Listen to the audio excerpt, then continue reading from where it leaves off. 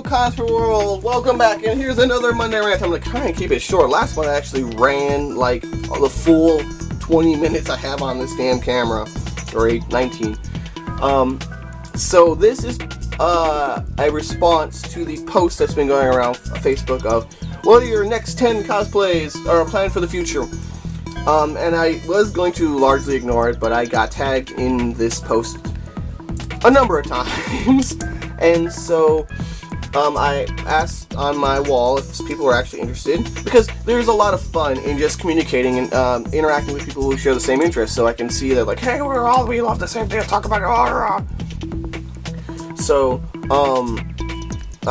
people seem to actually care. So I will tell you a little bit about how I choose my costumes. Well, my non-competitive costumes. My competitive costumes are chosen in a completely different criteria.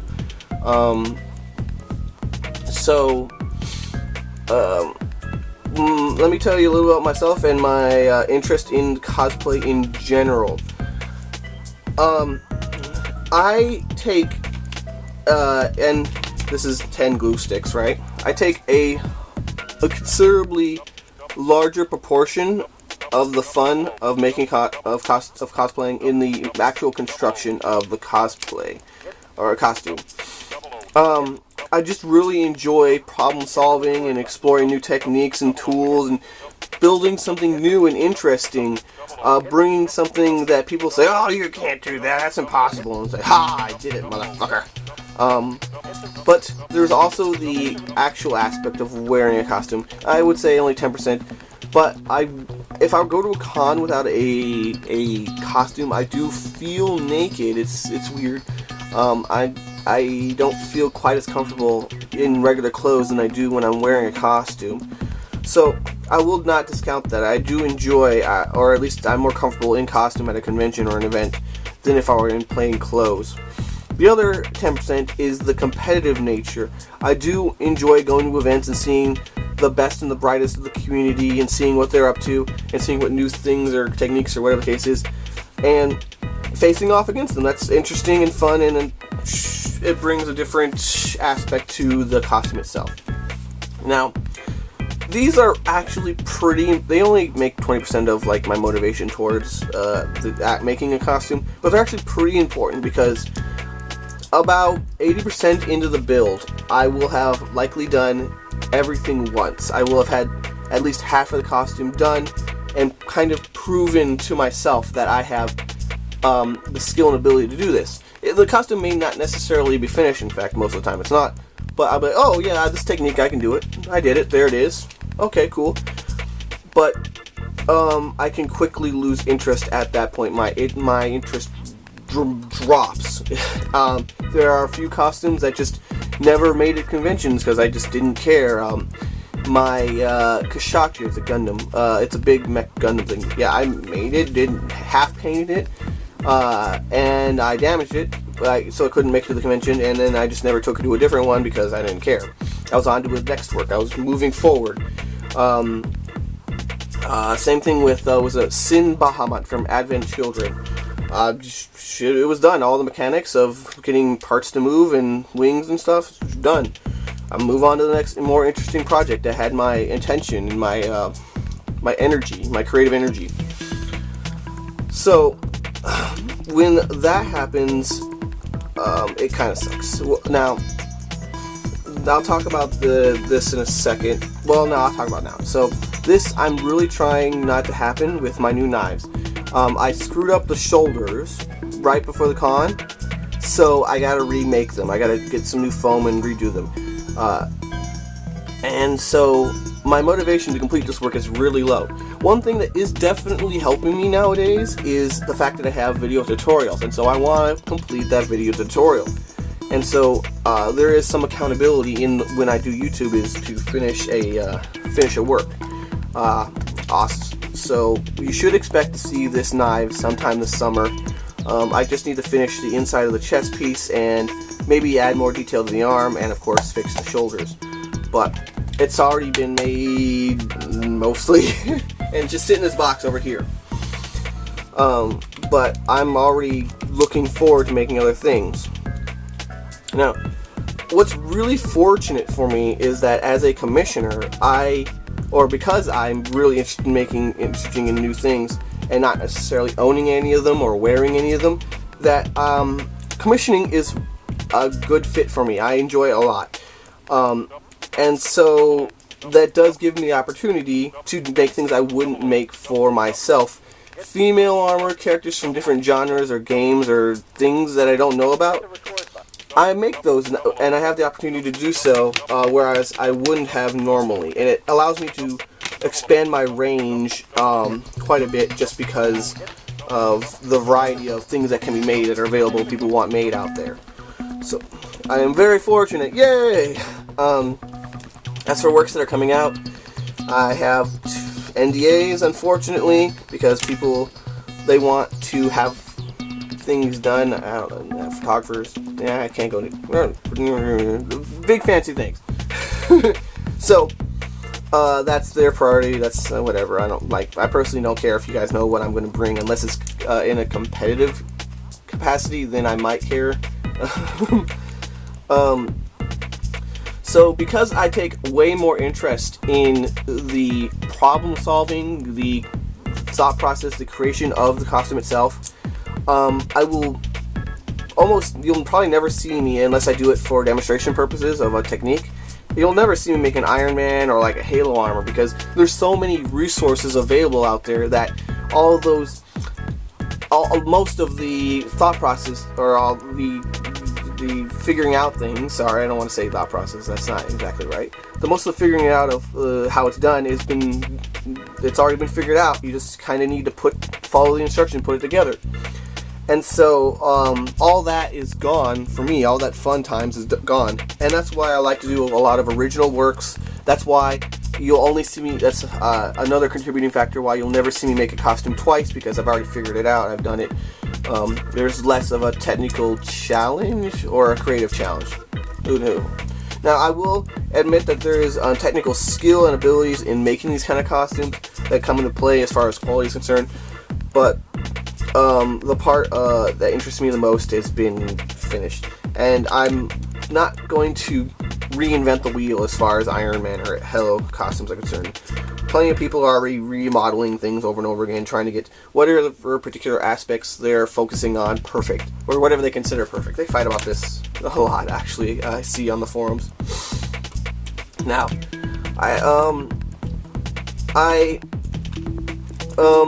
you probably have noticed I've not made any competitive works that I bring and are impressive. This is because a few years ago we had a costume of Seneca's, or my wife's, stolen from the vehicle.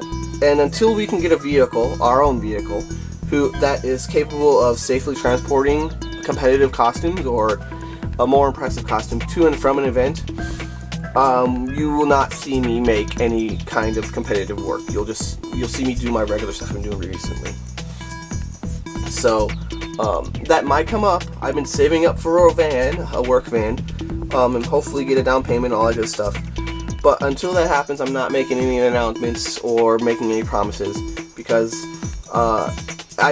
even though I don't particularly care, I lose interest very quickly after the construction is complete. I don't want to lose those works unless I choose to. Maybe I can sell them off, or maybe I can use them again. Who knows?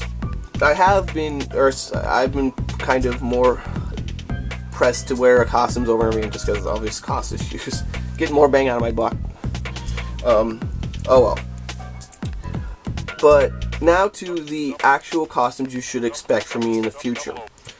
Again, here's the knives. I have this almost done. I'll fix it up. You guys yell at me to finish this, otherwise I'll lose complete interest in there. Or you guys yelling at me and being accountable to somebody is a motivating factor.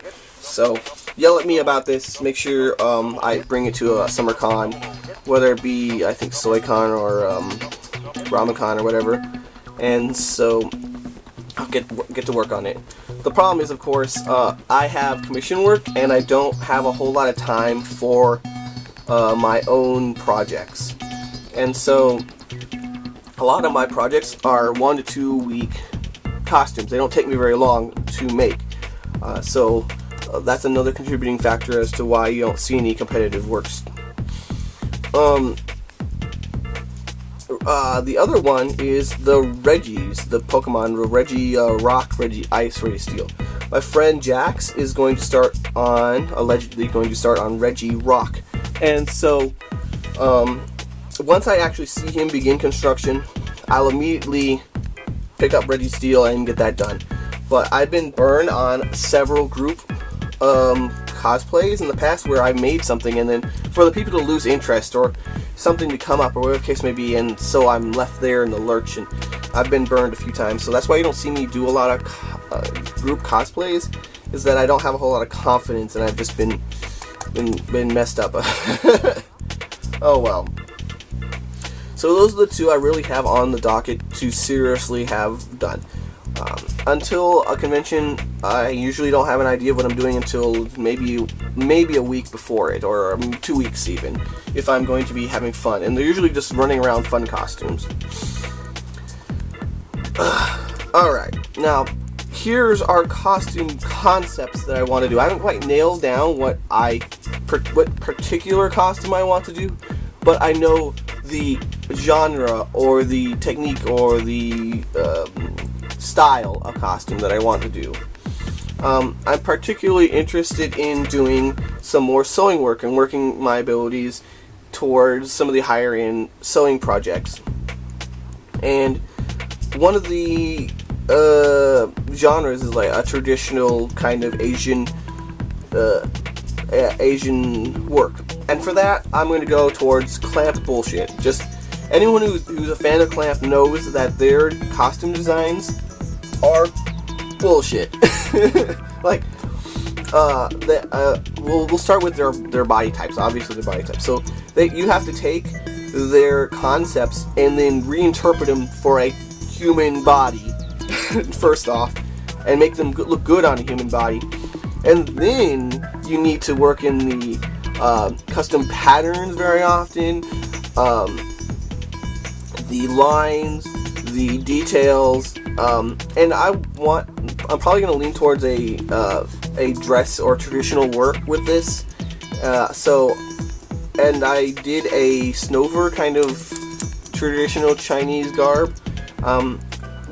The high end of this spectrum, I would think, would be a truly outrageous costume, something that weighs in the fabric 20 to 30 pounds, just a ton of fabric, of layers and different parts and patterns, and just over elaborate and accessories and such.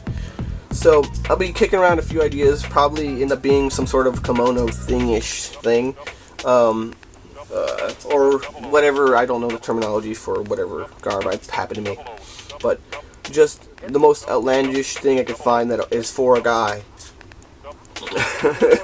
Like a train, like cloth dragging behind me, ridiculous amount of costume, just in volume. And then I'm gonna go towards the kind of gothic. Now, I don't really find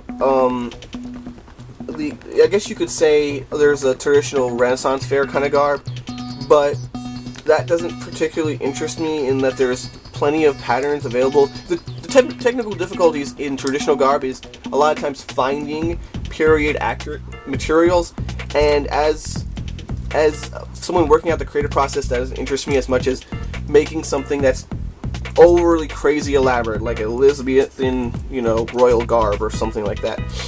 But for me, Trinity Blood takes that to a whole different level. They've got beading and details and accents, accessories, maybe even some prop work. Very, very awesome designs, and so that interests me greatly. That's where I want to go as far as that genre of sewing. If I want to go back to, say, armors, I'm going to say Monster Hunter has some really amazing designs. I enjoy Monster Hunter's designs. I wanted to get into the Monster Hunter game back when 4U came out, but I realized that I just cannot commit that time to the game. I work too much. I can't commit hundreds of hours to a game when I think I might just get the art book, and I'm going to try and lean towards a armor with a fur if I can find it, but I would love to have a nice Monster Hunter. It has armor aspects, it has monster aspects, which is a different offshoot of like armor. It's whatever. It's a different kind of thing, different textures of techniques, and then combine, say, monstrous armor and then fur. Just the different composite works. Yeah, so a lot of these are more complex because they incorporate a lot of different aspects to them, not just plain fabric or plain armor or plain monstrous or plain fur.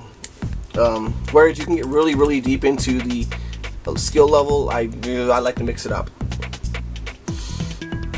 This one has been on my list for a long time. It's an Infested Marine from StarCraft. It's a nice, huge, big, bulky suit. It has, again,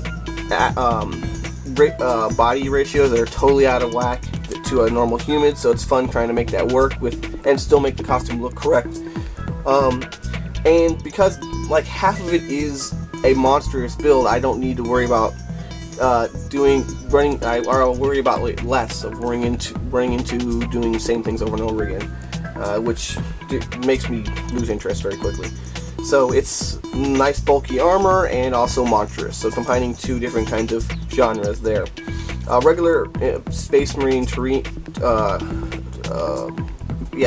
Space Marine Terran, not as interesting as the Infested one. Oh well. And the same thing would go with monsters, but I'm not really looking into monsters at the moment. But aside from maybe a planned thing for competitive stuff, that's what I can tell you right now. And this has been, I don't know, like 16 minutes of me ranting out about my plans as a costumer. That's what really interests me. If you guys have ideas, I'm always open to them. I probably will not want to make the thing, but at least I'll have your input. I'll be honest with you, a lot of people want me to make something from their thing, but it doesn't quite click with me. I don't know. But I'm always open to new and interesting ideas. I will see you guys next time. Good times to all. Hey, looks like you made it all the way to the end. If you're interested in more new tutorials, con coverage, and other cosplay shenanigans every week, hit that sub button to get it delivered hot and fresh to you.